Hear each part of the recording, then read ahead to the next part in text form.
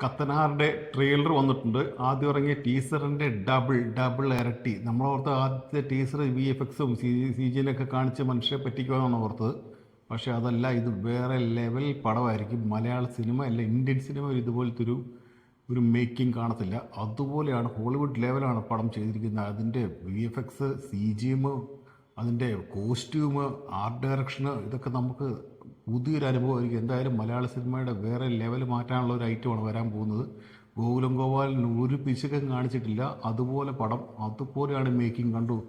ഇത് ജയസൂര്യ മാത്രമല്ല, ജയസൂര്യയോട് കൂടെ അനുഷ്ക ഷെട്ടി, നമ്മുടെ പ്രഭുദേവ, സാൻഡി മാസ്റ്റർ, വിനീത്, വൻ താരനിരകളുമാണ് ഇതിനകത്തുള്ളത്. അതാണ് ഏറ്റവും വലിയത്.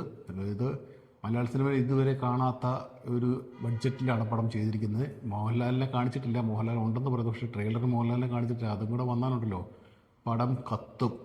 ഏതായാലും റിലീസ് ഡേറ്റ് കാണിച്ചിട്ടില്ല. എന്നാലും പടം വേറെ ലെവലായിരിക്കും. മേക്കിംഗ് എന്ന് വെച്ചാൽ ഇത് നമ്മൾ കടമറ്റത്ത് കത്തനാറിനെ കണ്ട കഥകളൊന്നും അല്ല കാണിക്കുന്നത്. എക്സ്ട്രാ മേക്കിങ്ങാണ് കാണിക്കുന്നത്. One finishing. പടത്തിൻ്റെ ഫിനിഷിങ് കണ്ടാൽ തന്നെ നമുക്കറിയാം പടത്തിൻ്റെ ക്വാളിറ്റി എന്നാന്നുള്ളത്. അത്രമാണ് ക്വാളിറ്റി ചെയ്തിരിക്കുന്നത്. ഇത് മലയാള സിനിമയ്ക്ക് ഒരു നാഴികക്കല്ലായിരിക്കും കേട്ടോ. കാണാത്തവർ പെട്ടെന്ന് കണ്ടോ കേട്ടോ. കത്തനാറിൻ്റെ ട്രെയിലർ ഇറങ്ങിയിട്ടുണ്ട്. ഓക്കെ.